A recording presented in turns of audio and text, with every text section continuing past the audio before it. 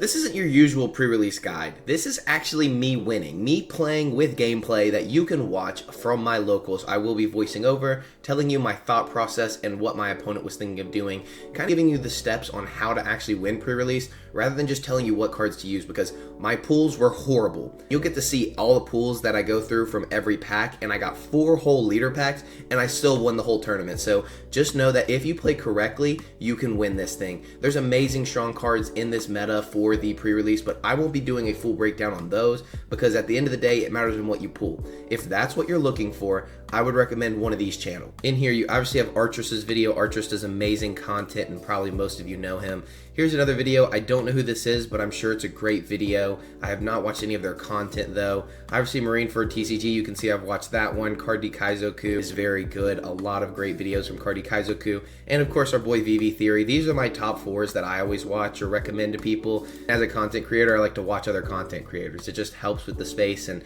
I like watching what everyone else is doing because they make amazing content and I love One Piece, so I'm gonna watch their content.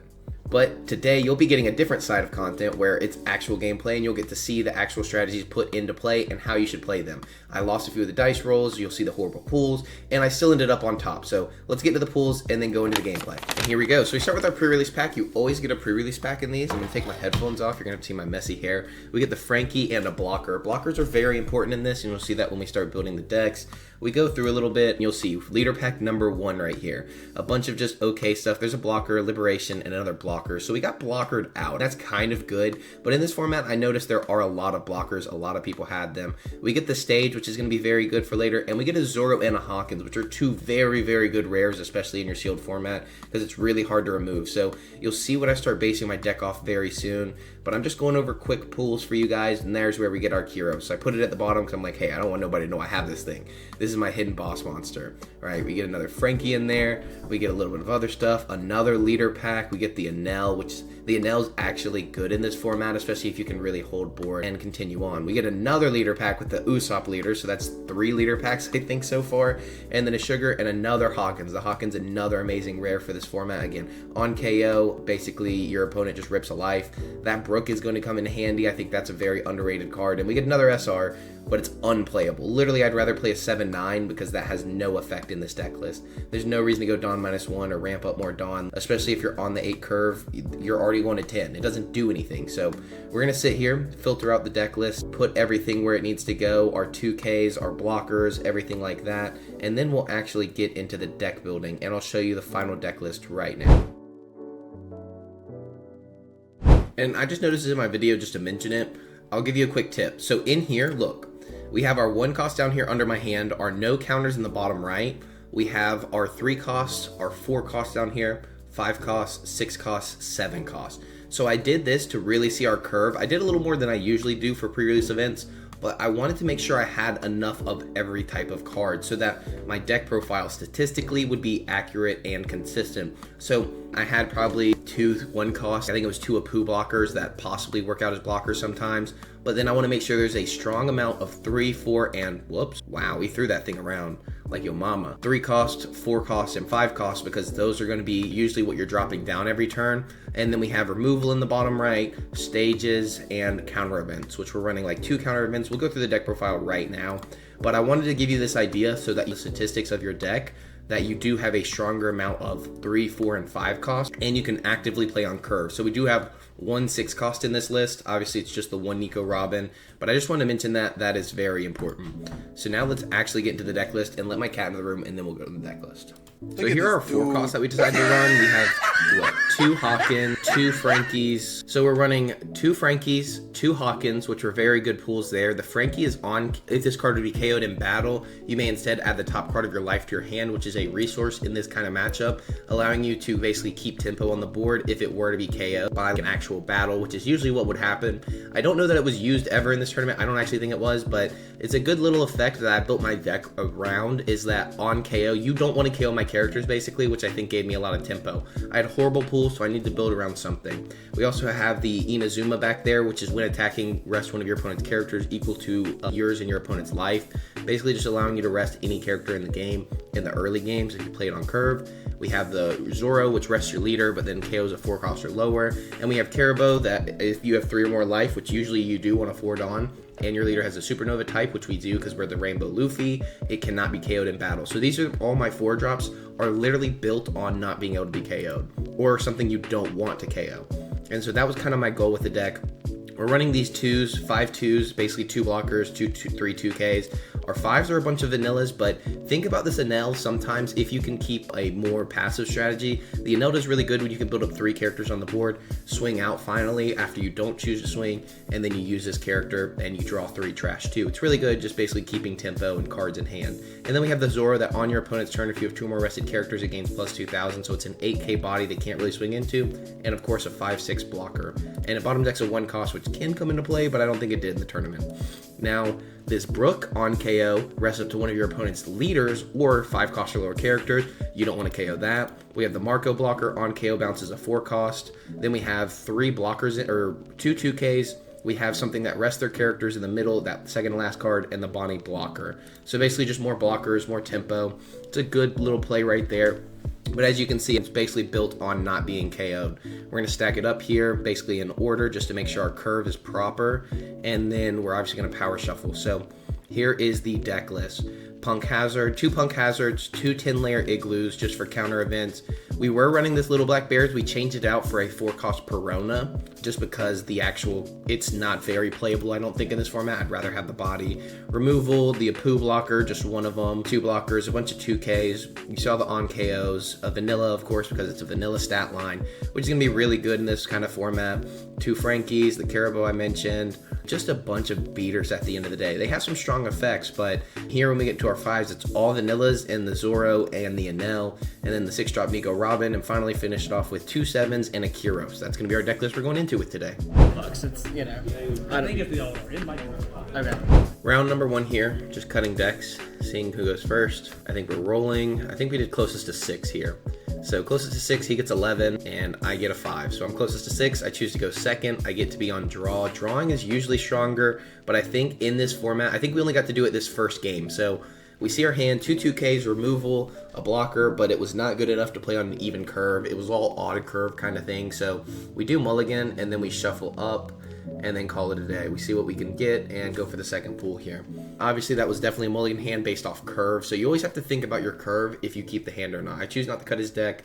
That's usually what I like to do, but sometimes it's different. I've got 5 life right here, and we draw into a much better 4-drop curve. So we have the Zoro for removal, and I think that's going to be very good. Being a 1-of in the deck and being able to pull that, that's going to be very good here. So we draw for turn, get 2 Dawn, and I think we just pass, because we could play down the Apu right there, but the reason we don't is because of a 5-drop card that does rest one of your characters and KOs a 3-cost or lower, and they could just play something to remove it very easily or rest it down and swing into it with leader. I'd rather not have the chance of that happening. They don't have a 3 Dawn play, which is really good for us, so that does give us a lot of tempo on the board. We just go 5 in a face, and we develop a 4-cost Perona, which we switched out for the Black Bears. So that would have been a Black Bears in hand for the second one. We decided to play 2 because we did get rid of the Black Bears. So keep that in mind. We did add that in for Black Bears, and then we removed something else because we didn't have it in our original 4-cost, whatever. So he hits me for life again, 6 in a life. We do take aggressively. We're stacking up basically just counter in hand. And this Ryuma is double attack. So your boy had to finish that thing. We are not dealing with that. So we're just going to tap 4 here. We're going to swing in for 7 first, of course, just because he's not going to counter out anyways. Usually take aggressively. But we rest our leader and then KO the Ryuma with a Zoro, which is going to be a very strong play for curve. And now we have the board presence. We have 3 bodies or 3 swings while he only has 1. So it puts us in a very good position, especially because we do have the supernovas for our Apu. He swings in for 6 because obviously you don't have many 2Ks in this format, so we're kind of okay with that. We get 2 more Dawn. We're sitting at 8, so we can swing 2 6s, right? I was reading that to see if you could have 3 or more rested, but obviously you don't in this situation. So being at 8, we can swing in 6, obviously with the character first. We are going to eat his hand alive. We see 2 1Ks. We know we're going in aggressive. There's no reason not to. If your opponent has to give you 2 1Ks, you just know the hand. So we tap down 5 for your Rouge to get the Supernova, 1 for Apu, and we literally are so developed. Because we can just block out of the 8K if he swings into our board, and then if he swings in for 5, we just counter out. We have everything that we need. So he needs to develop blockers here, but he also needs to get up board presence, which is really hard in a format like this because you don't have the cards in hand. And we look through 2, 3, 4, 5, 6, 7K counter. That's kind of crazy in this kind of format. We're running, I think, 8 to 10 bricks in our deck, so about 25% of our deck is just bricks, so keep that in mind when we are playing. That's why we chose to play the Zoro there. They played on the Shiryu, getting rid of our blocker, and then swinging in for 5 at a character. We counter out with the Perona. 6, do we counter out here? I think we think about it because we also have so much board presence, and we know we're playing Enel. So the reason I did that is because we had the Enel in hand to play on this turn. Having 3 rested characters, he doesn't have the Dawn to remove anything else. Just remember, I'm still learning how to record locals. He does have 5 Dawn, so he could remove something, was my worry, is he could either play down a 5 cost, or he could play down that 5 cost event we went over earlier that KOs a 7 cost rested character. So up to the dealer's choice at this point. I think we can just keep it swinging in aggressively here. So we math it out. I think we force him into a position here that we can take board or take presence or do whatever we really need to, honestly. We're going into our 10 Dawn turn, so we should be pretty safe here to do basically whatever we want. He plays down a 3-drop Bellamy blocker, and so now we're forced into a position of he's developed a board, we have the same board, but we can develop a bigger board. So we start with a swing of 7. The reason we swing a 7 here first rather than the smaller swings, there's a reason for this order of operations. If you swing in 7 here, I can just put all my Dawn on my characters and swing above 7. So it forces our opponent to counter out from this swing or block out. So basically, it already gets rid of the blocker, meaning we could go for board on the Nico Robin, put a bunch of Dawn on Zoro and swing into it, knowing he only has, I think he has 3 cards in hand, or no, he has 5 cards in hand at this point or so, give or take. So I think it puts us in a good position to swing the 7 first. If he counters, we can swing smaller, but just keep getting cards out of hand. He had 1 Dawn active for Room, which is a 3k counter, gets out of the Urouge for free. That is very good there, but we know we have enough Dawn to swing in for 7 again, so we will. No reason not to, because we don't need too many bodies on the board. We cannot rest his 3 costs because that rests a character equal to their life. He counters out because he has to, so he wants to keep the blocker on board. We knew he had 2 1Ks earlier, so at most he could have 1 2K here, and we saw him just give us, I think, a 2K and a 1K, so based on the draws, he should still only have 1Ks left, unless he got it out of life. So we're kind of going under the situation of he probably has to give us 2 1Ks here, which he does, putting us in a very good position. So we're going to tap 5 first to see what we want to do. So we draw 3 and then trash 1 or trash 2. So basically we lose no cards in hand. We get rid of this and we get rid of the Frankie. I think that was an okay choice, but I think because, well, we drew first to see what we got. Obviously we get the blocker, so we're going to play it on the blocker. Keep that in mind that we did it in the correct order there because we could have swung 7 or 8 first, but then we would have no Dawn for what we're trying to do. We did keep the Kyros, which I don't think we needed, but it was smart too, just in case he gets some kind of blocker down on the board, but we really don't know what he's going to play. Sorry, my cat was trying to get in the room.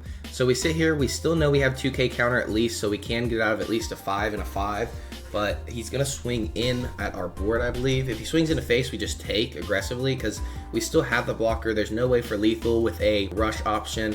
We still have the blocker. You would need a rush option and a remove option here, which would be all of your Dawn, basically based off the format, because you would need a 5-drop Isho and a 5-drop removal character, or a 5-drop rush character.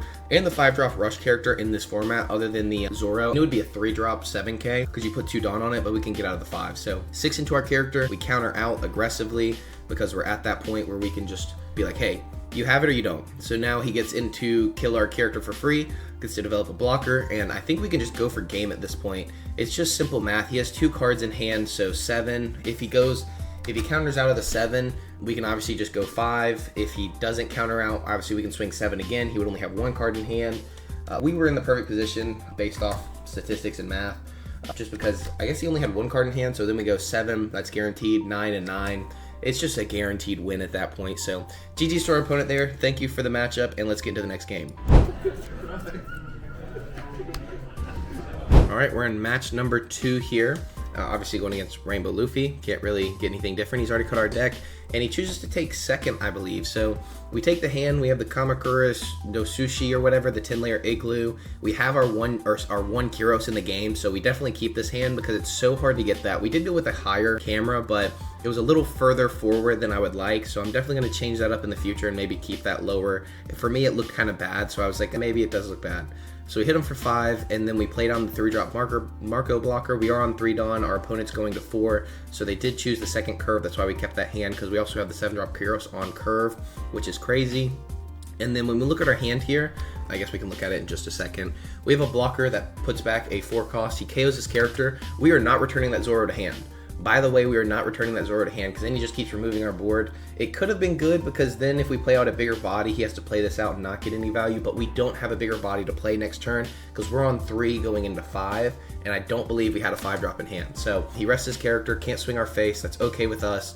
So we're sitting on 5, we get the 1 cost stage here, which is going to give a lot of value throughout this game. So we're deciding what we want to do. And I think this is the best bet to start clearing out characters. We played on Heat and Wire. Heat and Wire rest one of your opponent's characters equal to their life.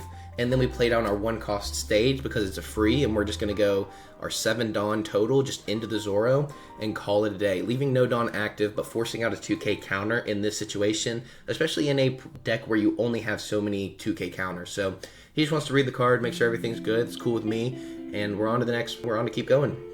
5 at us, we're going to take. If he swings 6 at us, we're going to take also because we'll go down to 3 life pretty aggressively, but we'll have a ton of cards in hand and a lot of options. So I'm just hoping he doesn't play down a 6 cost, and he doesn't. So I'm very happy about that. Being able to bounce the Buffalo back to hand is going to be very strong. So he's choosing not to swing, going for a more passive strategy, which a lot of good players do in this format. And I will tell you, my opponent is a very good player from our locals. So we'll have to see what we do. Obviously, I think we just play Kyros, bounce it, and then swing in for 6 rather than giving up our Heat and Wire. I'd rather at least have the body on board. If he wants to play like that, I'm going to play like that. He has the 2 Dawn active in case we did swing big. Maybe he has a 10-layer Igloo, and we know that he might possibly have it. He's already bluffing it, so maybe that's just the thought process.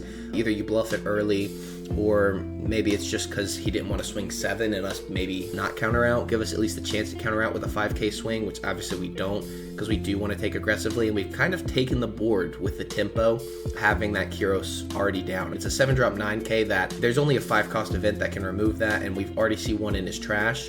I don't remember how it got to the trash, but it did get there. So, oh, he trashed the top 2 cards of his deck. So I'm basically just going, hey, you probably don't got another one, right? So plays down the 5/7 Nami, swings in for 6.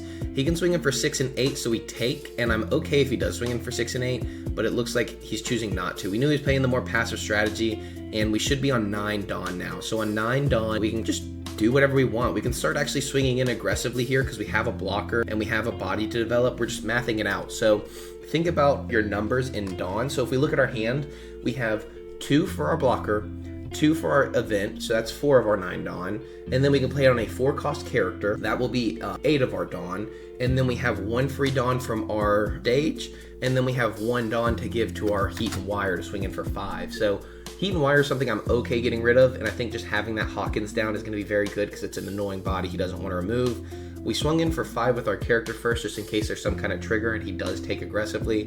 Obviously, he chooses not to. We played on the Hawkins first because if he gets a removal spell out of life, that's the character I would want him to KO out of life. Basically, that's just a good option, and we don't really get punished for it. So if he does get a removal spell, we'll be okay, but we needed Rested Dawn for the stage. So now we have the Rested Dawn to use for this character. So we get to go in for 6 again, or 6 for the first time, forcing more cards out of hand or a blocker. I'm assuming probably cards out of hand at this position, or you just take, but you'd be forced into blocking the 9k swing. I would personally at least feel that way, that if I swing in for 9, you'd have to get out of that, because you don't want to go down to 1 life so early. Well, I have more of a board presence, and I'll have a possible blocker or whatever else I want to play. You really don't know in this situation. So 2 1Ks puts us in a good position. Our opponent does not have 2Ks. We swing in for 9. He takes, which is the right choice. I think going to 2 here is proper. So very good play right there. Our opponent's going to be on 10 Dawn total and can just swing out. We have a blocker. We do have 2 Dawn active. You can see in the bottom left down there. So the 2 Dawn being for the 10-layer Igloo, which gives +3 to the character and -2 to a different character. And I do think we misplayed this based off of what I was thinking at least, but we'll have to just see right here because there's just so many options that you don't know what your opponent's going to draw here. So we just know they probably don't have a 5 cost event. That's all I care about. So 6 in Heat and Wire. We could counter out of this with our event and then give -2k to the leader. We'll have to see if that's what we choose to do. No, we let it go because we'd rather just make sure we keep Kyros alive rather than anything else. So he could swing in for 5 here with the leader, could go 7 with the leader, could go 6 with the leader, and then we'd only give -2 to the Nami. So it would still be a 5k swing at the end of the day, which we would probably end up taking. So we're still in a safe spot. We get to keep our blocker for the most part, unless he plays some kind of character. And so we'll just have to see. Looks like 9 into Kyros, possibly. If he's going 9 into Kyros, we definitely should use our event. We do use the event here. It just gets it out for free while you have the extra Dawn. I'd rather use it while I have extra Dawn guaranteed than not get value out of it at all later on. So it gives -2 to the leader. He would have to put all of his Dawn on the leader to get another swing in. So instead, he plays down the Newgate, rests down the blocker and KOs it with the Newgate. That's the card I've been talking about, and plays a 3-cost blocker. You can see the tempo swing here for our opponent's favor, but we have to just continue to take the board or win the game or whatever we need to do. So you can see right here we have two 2K counters, a 1K and a 1K, and then a 10-layer igloo. So we have a good amount of counter, but we don't have too many bodies we want to put down on the board. We only have 5 in hand. We definitely need to get some more presence on this board, though, I believe. So we're going to start with 7 into, I think we go into lead here. I don't actually know, because I think lead kind of pressures a little more, but I would probably go into characters, I believe. So I think we went 7 into Zoro, at least forcing out a 2K, because we know they have 2 1K, but it's kind of tough to say here which would be the better option. So we're going to play it on Zoro to get the rest of Dawn. It would basically be another 7 into Zoro, so he would have to block out. He can bounce my Basil Hawkins back to hand, but that is going to be counter, and I think that would be okay with me in this situation. Our opponent doesn't have any active Dawn, so I think he's choosing to let it be removed, because now we go 9 into Nami, and now you bounce the Hawkins, which totally makes sense. That is why we had to swing the Hawkins first, though, just because that Marco blocker. If we swing out of order there, he bounces the Hawkins, we get no value at all. So keep that in mind on why we swung the 7 first with that character. We have 2 active again, which is going to be very strong there. Technically, I think we could have gone 8, because I don't think we used the stage in that turn. I think I mentioned that. You can't hear it, I can't hear it, but I'm pretty sure that's what I did. He swings at us. We are going to use the trigger to draw 2 and trash 1. So we will find what we want to trash here, finding another 2K counter, and we find a blocker for Supernova, a yellow Supernova. So if we choose to play the Hawkins again, we definitely have a blocker on the board. 6 into face here. Our opponent's really aggroing us down. We used the event here, which I think we should have used the event on the first swing, giving +3 and then -2 to the Newgate. But then if he swings heavy into our Kyros, it forces a lot of cards out of hand. So there's always both sides to it, but it would have forced him to have to use Dawn on his characters rather than that. So this is going to be a 5K swing into face, which we should be able to get out of easily here, but I think we end up taking because there's too many good options. I don't want to give up the Hawkins when we already have such a good board, but we were able to clear up very easily there. We do end up taking, and he plays down the 5 cost, or the 4 cost, which looks at the top of the life, KOs the character, and boom, bam, bop. Plays down a Bellamy, and our opponent is in a very good spot. 3 active Dawn here, which is wild. We know that's probably a little black bears, but at least that's what we would assume here. We do have removal here with the Zoro. I just don't know if that is the best option here. So we're on 10 Dawn, they're on 10 Dawn. 10 Dawn, not 10 Dern. So I don't know what that one is. We could go Hawkins, Apu, and Zoro. Zoro would be able to be a removal spell. Hawkins would be a character to swing next turn. And then Apu would just be a strong blocker. So we tap our leader, get rid of Bellamy, and then trash the top 2 cards of our deck. Now we can just swing in for 10, basically, because the Little Black Bears is a 4K counter. So we go in for 11, meaning that we have used 5 of our Dawn for the turn. We go 11 because it would be Little Black Bears for 4. And then we go into Newgate because, again, that's 4K counter, and then you would need 1 more and 1 more. So it'd be 6K counter total to get over that attack. So if we take this board right here, we don't lose because we do develop the blocker, and I think that would put us in a better situation. But our opponent's forced in a spot where they have to counter out. They play the Little Black Bears, draw a card, and then they get to choose what they counter. So that'll put him at 10 right there, or 11. He needs to go 1 more to get over it, and he drops the Isho, which the Isho would have been a card to probably hold in hand, just given this situation. It rests 2 of our characters, and you probably just have game, possibly, but again, it's never guaranteed. If you can rest on that blocker, though, you would only have 5 Dawn to play with, so you split that, it would be like 8, 7, or something like that. So we'll just have to see what our opponent does. Sorry, my camera only records up to 20 minutes per video, so we're into the next video right here. It is the exact same match still, so it takes a little cut right there. But now he's just deciding what to do, and I will tell you, our hand is stacked up. I am not gonna lie to you guys, this is kind of nasty what I do. I just block out of the 7 because I know he has 10 Dawn, so he has to split here, and I know I have the counter. It's kind of ruthless, but you use the blocker now just because you guarantee value. So we see him drop the Isho, so I assume he has some other kind of ability to remove our characters on board or rest our characters. So I wanted to guarantee value out of the blocker, knowing that I had the counter for this. So I drop 8K counter on him right there. He swings in for 12, I think, and or 11. No, it would be 12. So he swings in for 12, and we're still in a good spot. We just math them out now at this point because 2 cards in hand. You swing in for 7. He has to take. So you swing in for another 7. It basically would have to be a very good trigger here to not lose. Because if you counter out, you go down to a 2 and a 1 at the very best. So it would still be 2 cards in hand. We swing 9, we swing 11. It's guaranteed lethal as long as there's not some kind of crazy trigger. So the rest on Kyros, and we call it game. It's a little tilting when your opponent does drop 4 2K counters on you in a sealed format, but sometimes that's just how the cookie crumbles. We're on to the next match. We're 2-0, I believe. So on to the next one. All right, so we are on to the next game. We draw 5. We are going first. This is perfect for first. We start with 4K counter. We get the Brook, we get the Apu. I think this is a very good starting hand for first. Again, we're just playing into our curve, so we definitely keep if we are the first player. We take 1 Dawn, we call it a day. They take 2 Dawn, and they just played on a blocker, I believe. The blocker is just going to be good to develop on this turn, because why not? We swing 5 in a face. Usually you just take that, no problem at all. So take, trigger, draw 1 card, get rid of room, and we drop down the Brook. The Brook, again, is on KO, rest one of your opponent's leader or 5 cost or lower characters. So it puts him in a weird position that if he gets rid of this, I get rid of his blocker for free, basically. So for me, it's kind of a win-win. Being a character that our opponent definitely does not want to get rid of. We take the first life, and we find the Kyros. We're going first, and we find our Kyros again. I'm not going to say that this is not luck. There is definitely luck in this matchup and in these games in total. But having that Kyros and having the first curve is crazy. So we're going to swing in 5 at face. Our opponent's going to take, because usually that's what you do. I'm going to read my characters so I know what they actually do. And I think we're going to swing in again. I don't think we're in a scared spot, but especially because we're going to be playing down a 5 cost blocker. Our opponent does counter out of the 5, gives us a 1K. And now we have a 6K blocker, so we got a leader swing for free, and then the Buffalo we have to counter out of, or we just let it die and then rest their other character. They get no value out of it, and then we get to take tempo of swinging into their board aggressively. So our opponent's going to tap 5 here, it looks like, to play it on Isho, resting down both of our characters, and that's going to be really good, because it says if your leader's Navy type, and obviously the Rainbow Luffy has every typing in the game.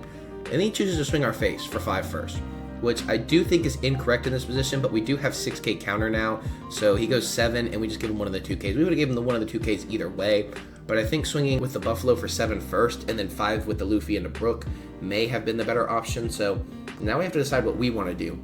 We go 5 into face here, because we can put on a lot of aggression into face, so it forces him to counter out. He gives us the blocker early. We go 6 into Buffalo now to force a card out of hand.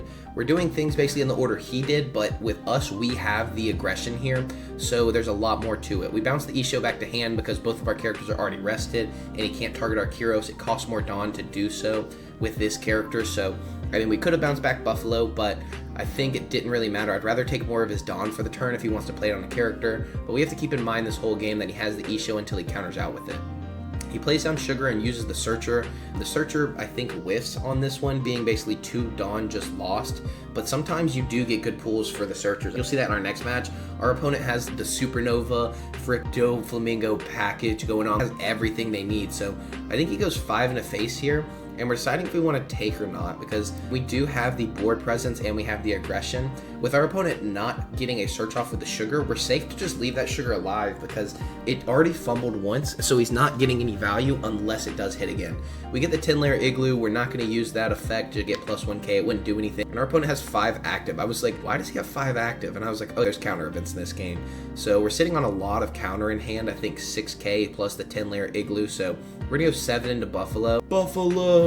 Where's my casino friends at? You know what I'm talking about. And you can see in our hand, we're on 9 Dawn total. So we go 1 on Barto. He plays the Little Black Bears, draws a card, which is going to be very good here. And we want to sit on 7 total Dawn. So we're going to go 10 into Buffalo and then force out that 10-layer Igloo here, because that is a perfect counter for this character. We're okay with him keeping this one character on the board because we have such a presence and we're getting all the counter out of his hand. So we're just going to go 5 and 5 now. Our opponent has to take 1, which tells us a lot about the game state. So 4 for 1. Or 4 for 1 character, 1 for the blocker, so now that is a blocker, and the Caribou can't be, or still can be KO'd, but we can sit on the 2 Dawn, so it puts us in the perfect position here based off our curve to have a blocker, a full board. Our opponent drops down a blocker, so we're sitting in an interesting spot here for a sealed format. We definitely have most of the presence for the game. And I think just having that Kyros on curve was so strong. Either you need that Zoro or you need that Kyros, basically. And that's what wins us most of our games. You will see in the next 2 games, it does not come down to Kyros or Zoro, though. Our opponent does hit off the sugar blocker or a sugar searcher. They tap the 1 for this just to keep digging through the deck and see what they can find. They get a Bellamy blocker. So now you can see it actually did have value in their deck. So now having 2 blockers on the board is going to be very strong here. And then he could swing very aggressively into our life or our board. Choosing to go for our life, I think we could, if we take this though, he goes 8 into our face, which we could counter out of, but we decided to do the 10-layer igloo, give minus 2k to Buffalo, and we get out of the attack. So I think that was smart because now it forces these 2 Dawn into the character if he wants any swings at all, and it's only a 6k swing. So 6 into Barto, we are going to counter out because we want to keep our board presence, of course, especially in this situation where we have the whole board. We still have the blocker, which we could have used last turn just to clear up the board, but I think we're in a very safe spot here. We still have 6k counter in hand and I guess 7 because one of those is a 1k. So we're going to swing in aggressively for 7. I think we're just going to go 7s across the board. 7's so strong in normal format, but in this format it's even better because now it's 3 1Ks or a 2K and a 1K. And usually it's 3 1Ks. So 10-layer igloo, you might as well in this position. So it makes your leader a 6K rather than put you in a really good spot because now we have to go 8 because we have the extra Dawn. We don't have anything to do with it. Our opponent doesn't have lethal on the board. So we can swing in for 9 if they take or they block out. And then we can go 9 into their Buffalo. So that's going to be a very good spot. I probably would have taken that last one just to keep the Buffalo and then block out of the last attack into life. I think that would have been better just to keep your board and then possibly have a rush option to go for game. But you need a rush option and something to get rid of our blocker here. So our opponent's going to keep searching, looking for more blockers on the board. If they can continue to find blockers, they continue to find board presence and at least staying alive, stability. They just drop down 6 for the Brooks because it's 2 no counter cards. They go 8, we just block, and we have the game there. So GG's to our opponent. That was another good matchup. Let's get into our fourth match, semi-finals. And then let's tap. All right, and here we go. We go into the 4th match here. I believe we were going first again. This is, I think we already started. So, no, we're going second in this matchup. So we draw for turn. We just play down dragon number 13. You see we already have the stage, but it's better to go and get this body because look at this. Let's go back 1 second. Hold up. Look at our hand real quick. So we play down the dragon number 13. We look at our hand, right? So this Marco's no counter and the Brooks no counter, but they're both 5k. Or I can play the 4-drop Perona on curve, and that's going to be a 1k counter out of hand. So we choose to play one of these 2 options, and we get the stage, or we play on just 1 Perona. This is a really good hand for going second here because we can get that 2 characters our opponent does not want to KO. So just understand how strong those cards are in the sealed format. Our opponent does get the free Dawn on leader with the Punk Hazard stage, and we're just going to take. So we're going to 2x speed this because we are on 1x speed right now, it looks like, and that's going to be very slow and take forever because this is a 13-minute match at the very least. It may even go longer. So our opponent gets a 2-cost blocker of their own. We play down the stage, get it for free. We swing in for 6, they take, and then we drop down the Brook. The Brook basically being something to clear out their little 2-drop blocker. There is glare at these tables, at this one specifically. In the next match, there shouldn't be any glare. It was literally just this match. I even start to move the camera in a minute just to set it up a little better. Our opponent plays down the 3-drop Killer, which is a searcher for Supernova, and they grab Room. So now we have to keep in mind that they do have Room in hand, a 3k counter, and it restands one of their characters. They just go 8 in the face. We're fine with that. We'll take aggressively. I'm not going to give up my blocker this early, especially in this kind of format.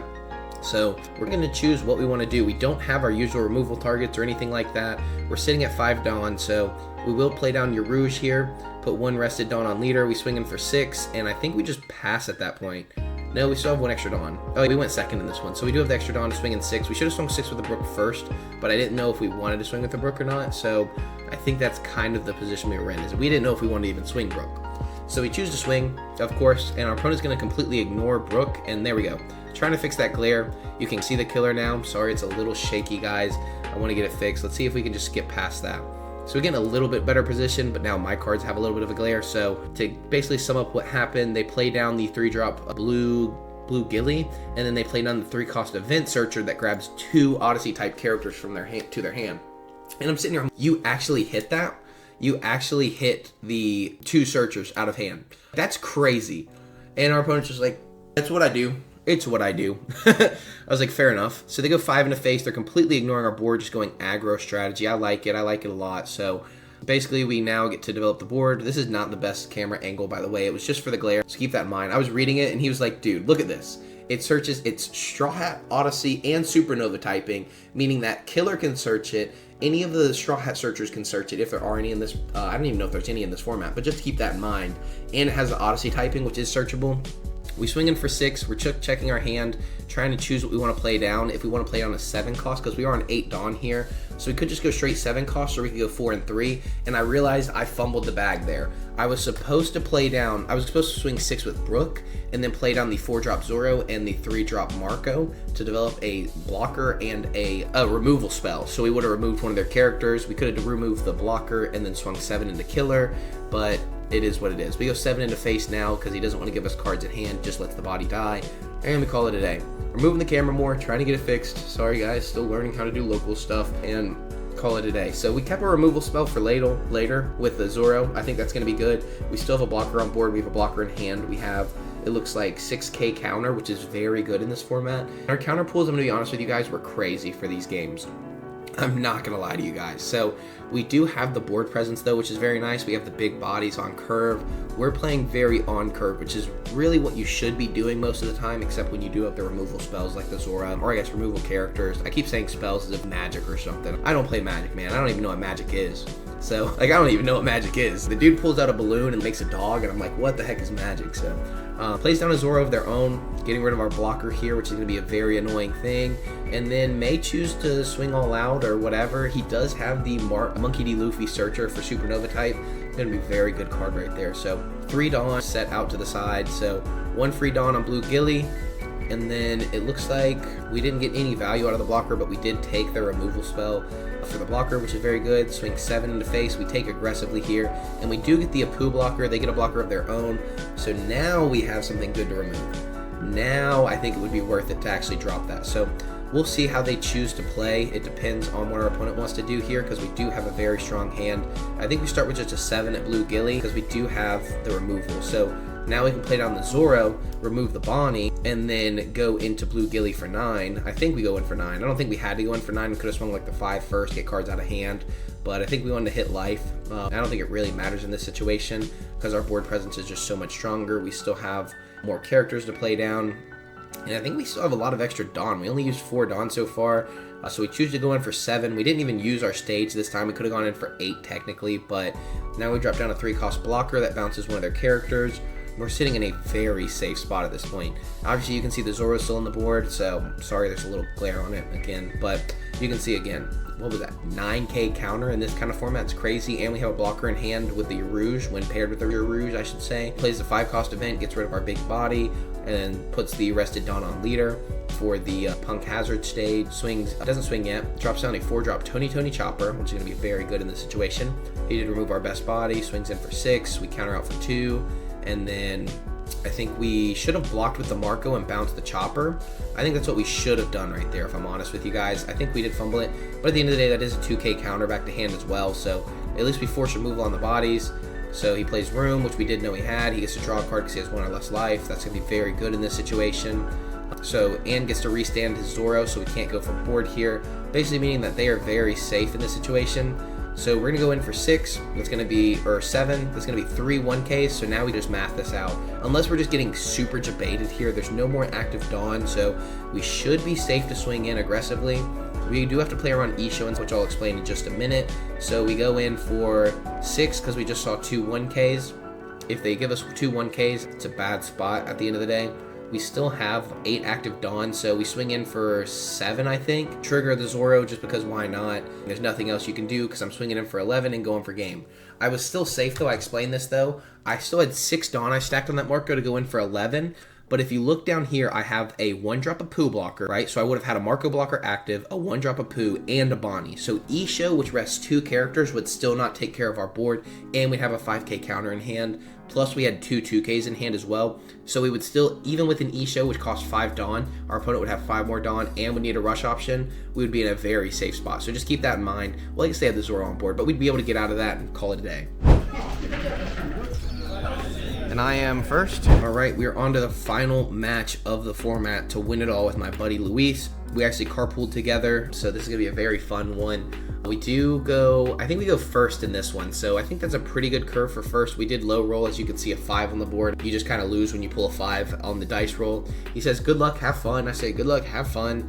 Our opponent's going second. We had nothing to do early, so draw for turn, and we're just going to swing in for 6 and then play down a 2-cost blocker, getting a little chump blocker out. He gets the Punk Hazard stage very early, which is going to be very difficult to deal with because that's just free Dawn every turn in a format that, you know, counter is just so limited. So our opponent's going to swing in for 9 possibly, meaning they get no value out of that stage yet, which is very good for us. I'm not going to sit here and lie to you. No 4-cost is very good. It's basically just like having a removal early without having to have a removal early. So we swing in for 5. They get no trigger, which is very good for us, and we just play down the biggest body we have, being the Arouge. We play the Arouge because we could have gone Caribou and swung 7 or 6 or something like that, but in a format like this, our opponent's usually going to take.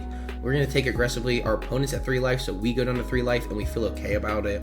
They drop down a 6-drop 8k, which is very strong, especially, like I said, in a format like this. That is crazy, and we're going to be sitting at, I think, 7 here. Swinging for 5, get 1 card out of hand. We swing in for 7 because we have the blocker on board, so having the blocker on board basically means our Yarouge is pretty safe. They take aggressively for the 7. We played on Nico Robin, and we pass turn. So with us having 1, 2, 3, 4, 5, 6, 7, 8, I don't even know. Maybe we swung in for 6 with leader. I have no idea. Maybe we were behind on the Dawn. I don't even know. We take the 8 because we want to be able to counter out for our Yarouge, so we want to keep the board presence rather than life at this point, especially knowing we have the 5-cost to KO one of their characters, and we can play down a 3-cost, I think, on the next turn. I think we're going into 8 Dawn. I could be totally wrong. I give him a 1k. He's not taking my life for that easy. Plays down Newgate. Newgate gets no effect because they do not have 2 or more rested characters, so that's really good for us. And basically we get to keep our blocker because of that. So we just keep pressuring in at this point. Honestly, guys, there's no reason not to keep pressuring in. We have plenty of Dawn to spare, so we swing in for 7. 7 with the Nico Robin, or 7 with the Yarouge. We can go 8 with Nico Robin. We can go 7 with leader. It forced our opponent to counter there, so that's why we swing a little lower now. We go in for 6, then we go in for 8. We do have a Dawn under leader. We play 5 to get rid of the Frankie, so we at least got board removal. We get out Brooke as well, meaning we have another character on the board, and we're sitting on 6 or 7 cards in hand. So I would say we're in a very good spot, especially for the last round. And this is definitely a quick round here. We have a cat jumping on the table, and our opponent has to decide what to do here. We could take aggressively. Literally, if he swings 5, we could take and feel pretty safe, but I don't want to play into it in case he does have something to get rid of our dragon number 13. So we do give him a 1k counter. We're like, man, I could just take, but then you're forced to go for game on the next turn, basically, if you take too aggressively, especially when we only have 1 blocker in hand. So I'd rather be safe. We had 6 cards in hand, going 8 into our life rather than our characters, which is very good with me. We pull a 2k counter out of life, and then they play down a Frankie blocker and a treble blocker. So that is a little troubling for us. I'm a funny guy. So I think we can play it on a blocker of our own and feel pretty safe. A 5-6 is going to be very strong because we can use it aggressively on the next turn if it stays alive. We go 7 into face. We could pressure his board, but we're kind of okay forcing him to block out because this is going to be a lot of pressure here. So we go 7 into face, 8 into face. They're going to block out, and then we're going to go 7 more into face, and that should be 2 cards out of hand or another blocker. And you can see we've used so many resources from their hand, and we have a good resource full hand ourselves. So at least 4k counter. They counter out right there for 2 and a 1. We're gonna go 7 again. They're gonna block out with the Frankie, and then we're gonna go everything on dragon number 13. It was still 6 Dawn left because I was still sitting on the 6 Dawn to play it on the 5-cost Barto and then sit on 1 Dawn for a counter event, which I didn't even have. But at least it would debate a little bit and force him into a bad spot. He had to go for game either way, but we cleared up the board basically. We were pretty safe. I mean, he's had 2 swings and a leader. Didn't have anything to rest our characters. We still had a blocker. We would have had 2 blockers at that point of life and then 6 or 7k counter. So we were really safe either way, but we did end up just going for game because we saw so many 2ks. If they would have had the 2ks, they would have had the game. You know what I mean? So we just go for game with the dragon number 13. A little greedy there, but a lot of fun. And I'm just going to be honest. Going for it with Dragon 13 was actually, it kind of felt good. Our opponent is mentioning a misplay that they did, I do want to mention. So when they played down the new gate, they should have played down the 5 cost 7k and then use the new gate on the next turn to rest our blocker. So just keep that in mind. Misplays do happen, and that definitely help with the tempo swing of the game, just having that blocker on board. So anyways, just giving you that opinion while we're here. And of course, your boys got to flex these winners. Dang, buggy winner. And we pulled the Sanji SP. And that's such a cool card. It's very interesting, obviously very iconic. And then here's some of our pulls from our winner packs. We got the Kid, the VV, we got the Monet, and then just a bunch of rares, of course. But we got 5 packs for winning, 1 for each win, and we got the pre-release winner. Pulling the SP alone is already worth it, but then pulling 3 SRs with it is very good. And this Sanji looks so good. I was actually really surprised by it. So that was definitely a really good matchup, a very good ending, and a lot of fun actually winning as well. Obviously, winning just feels good. You don't feel bad when you win unless you just punched a 2-year-old in the face to win. That maybe you feel a little bad, but you still won in the end, so how bad do you really feel? But anyways, that's a different story. I really hope this helped you formulate your deck profile and how you want to build into the format. You could see, even with my horrible pulls, I wouldn't say horrible or the worst or anything, but even with pulls like mine, you can still pull it through. You see what I did there? So anyways, thank you for watching. As always, subscribe, leave a comment down below. I will see you at the next tournament that we do on our Discord, which you can also join down below. I love you and your mama. I'll see you in the next one. Peace.